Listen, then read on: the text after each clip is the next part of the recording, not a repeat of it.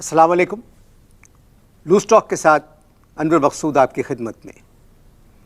پاکستان میں آج کل مشاعروں کا موسم ہے، مگر موسم کچھ ٹھیک نہیں ہے. اس وجہ سے سارے مشاعرے منسوخ ہو گئے ہیں. انگلستان، امریکہ، مڈل ایسٹ کے شاعر بھی یہاں موجود ہیں اور بھارت سے بھی کچھ شاعر آئے ہوئے ہیں. ہماری خوش نصیبی کہ بھارت سے آئے ہوئے شاعر آج ہمارے مہمان ہیں. تو آئیے ان سے ملاقات کرتے ہیں. آپ بھارت سے مشاعرے کے سلسلے میں کراچی تشریف لائے ہیں. السلام علیکم. وعلیکم السلام. بھارت بہت یاد آ رہا ہے. ظاہر ہے آپ کا وطن ہے. نہیں، یہ بات نہیں ہے، بات کچھ اور ہے. بھارت بہت یاد آ رہا ہے. میں نے ابھی آپ سے کہا نا کہ باخدا وہ آپ کا وطن ہے، اس وجہ سے یاد آ رہا ہے. نہیں، میں قسم کھانے کے لیے تیار ہوں کہ یہ وجہ نہیں ہے، کوئی اور وجہ ہے، لیکن بھارت مجھے بہت یاد آ رہا ہے. گھر والے یاد آ رہے ہوں گے. گھر والے نہیں یاد آ رہے، گھر والے تو یہی ہیں پہلی چورنگی پہ. بھارت بہت یاد آ رہا ہے. تو آپ کے سارے گھر والے یہاں ہیں؟ جی ہاں. تو آپ بھارت میں اکیلے ہیں؟ جی بالکل. کیوں؟ بس یہ ایک لمبی سٹوری ہے. لمبی سٹوری ہے. یاد ہے؟ صاحب کیسی بات کر رہے ہیں. اے سے لے کر بڑی یہ تک یاد ہے. اے سے لے کے بڑی اے تک نہیں، الف سے لے کے بڑی اے تک. دیکھیے، ریٹ آف لٹریسی ہمارے ملک میں بہت زیادہ ہے.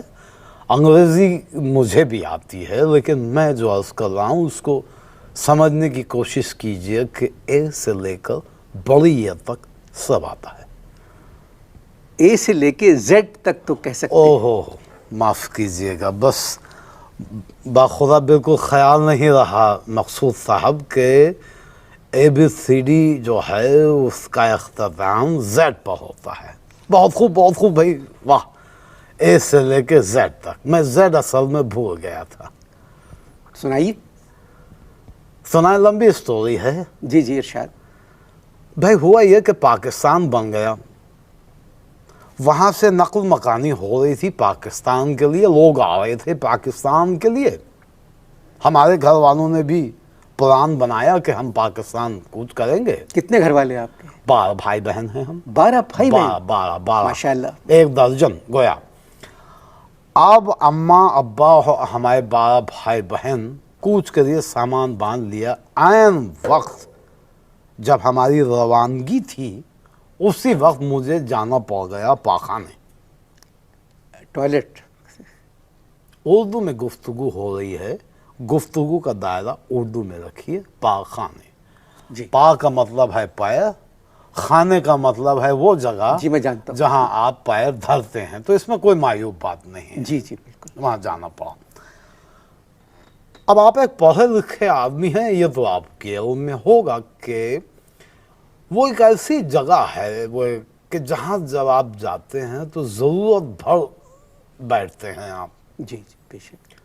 اب قسمت کی خوبی تھی یا قسمت کا لکھا تھا کہ اس روز، یعنی جس روز پاکستان روانگی تھی، اس روز مجھے کافی دیر ضرورت نے روکے رکھا. اس دوران گھر والے جو ہیں وہ کوچ کر گئے. تو آپ کو چھوڑ گئے؟ جی ہاں، وہ مجھے بھارت میں چھوڑ گئے. پاکستان رخصت ہو گئے. تو گنا نہیں گھر والوں نے؟ گنا. پرکاش ٹھاکر ہمارے پڑوسی تھے، وہ بتا رہے تھے کہ ان کو اچھی طرح سے یاد ہے کہ جب میری والدہ گن رہی تھی گھر کے نفوس کو تو بڑے بھائی محمود کو شاید وہ 2 دفعہ گن گئیں.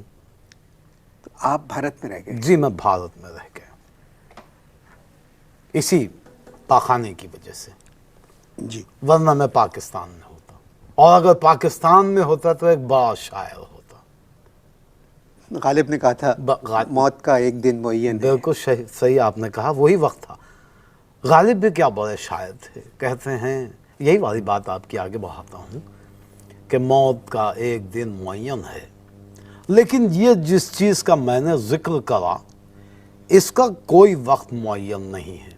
یہ کسی وقت بھی آ سکتا ہے. بیٹھے ہوئے لیٹے ہوئے, چلتے ہوئے, پریشانی میں, خوشی میں, ہر جگہ آ سکتا ہے.